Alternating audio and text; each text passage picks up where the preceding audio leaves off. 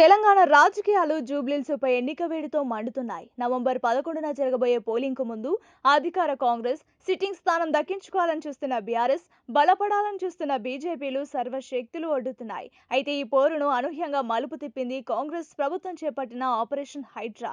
అనధికారిక నిర్మాణాలపై జరుగుతున్న ఈ కూల్చివేతలు ఎన్నికల ప్రచారంలో ప్రధాన అస్త్రంగా మారాయి.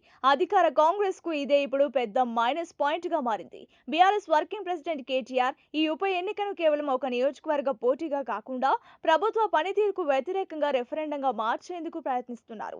ఆయన హైడ్రా ఆపరేషన్లో జరుగుతున్న వివక్షపై తీవ్ర స్థాయిలో విరుచుకుపడ్డారు. ధనవంతుల అక్రమ నిర్మాణాలపై చూపు పడడం లేదని, కానీ నిరుపేదలు, మధ్యతరగతి ప్రజల ఇళ్లే లక్ష్యంగా కూల్చివేతలు జరుగుతున్నాయని కేటీఆర్ ఆరోపించారు. ఈ ఉప ఎన్నిక ఫలితం తెలంగాణ రాజధానిలో ప్రభుత్వ వైఖరిపై ప్రజల అభిప్రాయాన్ని, ఆపరేషన్ హైడ్రా ప్రభావం ఎంతుందో స్పష్టం చేస్తోంది.